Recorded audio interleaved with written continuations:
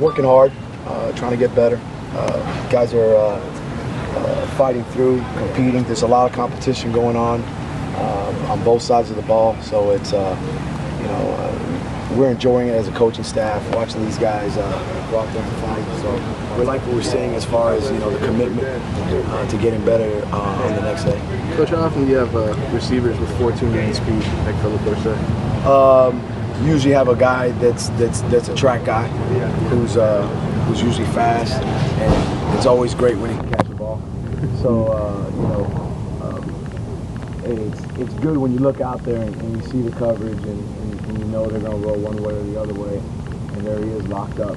The only problem is Artie Burns is on him, and he's fast, so sometimes it's a wash, but it's good to have on both sides 4-2 guys, you know what I mean?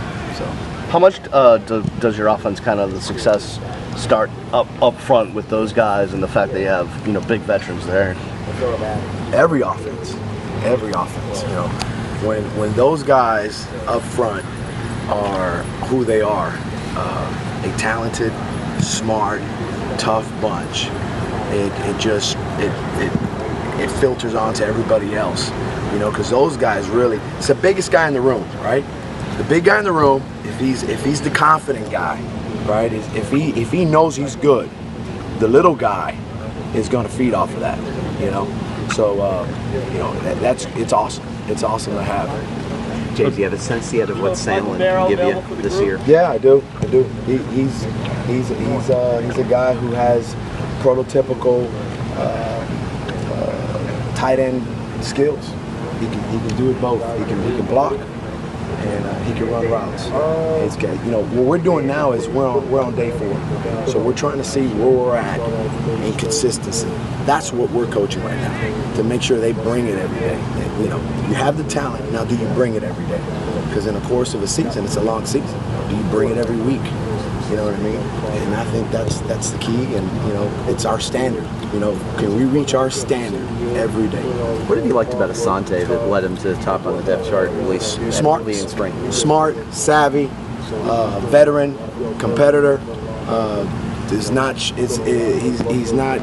shy to be vocal. When you get a guy who's using his toolbox, right? He's got all these tools and he's using all these skills. You put him in there because now he's playing faster than everybody else. So. What back do you think is best equipped to take the Mike James role of catching a lot of balls out of the backfield? Have you eyeballed anyone who you think might be best for that particular aspect of what Mike did? I think we have a backfield with guys that have pretty good ball skills. I really don't see it. I don't see it like putting a running back there who's a ball catcher. I want to put a guy back there that's a threat, both running the ball and catching it on the backfield, because that complements each other. You know what I mean? So whether it's a play action pass and the guy shoots up the middle of the field and he makes the play, if he can do both, if he can run the ball, if he can catch the ball, that'd be great. But we have guys, Duke has ball skills. Dallas Crawford has exceptional ball skills. He's a guy that's a mismatch guy for us.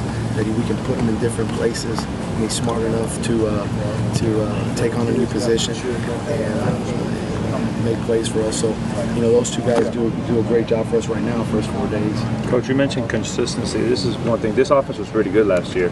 You think that's what was missing? And do you almost come in here with a sense of don't screw up what was good, and just add to it? I don't know if I have that mindset. Don't screw it up. But here's how I see it. Okay, here's how I see it. You set goals for yourself. Okay, what are some of your goals? We want to be the best third down team in the country. When we hit third down, we want to be the best. How are you the best at anything? Consistency. Right? We want to be the best goal line offense. How are we the best? Consistency. And then if you set your goals and you measure what you do by your goals, and everything else plays for itself. Who's the best offense in the country? Right? The best offense in the country is usually playing for championship. That's the way I see it. You know what I mean? So ultimately, you know, your offense and your defense and your special teams, biggest goal is to win.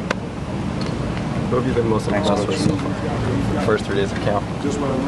First 3 days of camp, most impressed with. I mean, there's been guys. There's a handful of guys, you know, up front. You know, I think that a guy like Linder's done a great job. You know, those guys don't get the credit sometimes because they're not catching the ball or running the ball. You know, I think he's done a great job. I thought that in the perimeter, Allen Hearns has really stepped up his game. He's done a great job. And I say stepped up his game, you know, he's healthy, man. He's playing fast. He's a veteran. And you know, Steven is throwing the ball exceptional, and Ryan's doing a good job too throwing the ball. So I'm impressed with Bo, Samuel. So those are guys that I may have missed a couple guys like Herb. You know, it's a good group. It's a good group. You're talking about 10, 11 guys that are all playing good round. Stay 4. You know, ask me that question 10 days from now. Speaking about the offensive line, specifically Malcolm Bunch, can you talk about what it's been like, his transition? Transition from tackle to guard. Oh man, that guy can play all 5. So you know, he's solid. You know, whether he's at tackle or he's at guard, he's solid. You know, that group, you know, it's interesting because you can either, in today's football, the tackle has really isolated itself and become like a skill guy. You know what I mean? But he's still among the 5. And you know, that's a good thing about Malcolm. He can be that guy that can handle the edge stuff, or he's big enough, he can be that guard. They can provide that girth, you know, in the middle of the line. James, one thing on pacing, I guess there are a couple ways in the no huddle. You could do a sugar huddle and take your time, or you could go at a breakneck speed. Do you want to mix of both? Is there one in particular that you think? Well, not asking you to give away too much, of course. You know, yes, I've seen teams, you know, they use the sugar huddle and stuff like that. You know, I think what you got to do is you know, you got to have all the tempos. At every moment, they should feel on defense the threat that you can snap the ball right now. Whether you do it or not. You know what I mean? Sure. So they get lined up, and they put themselves in a position where you say to yourself, okay, they're in this. You know, so and I think that's a stress that you can provide on defense is when you're always, you know, on the ball, ready to go. Sounds good. Okay. Thanks, Coach.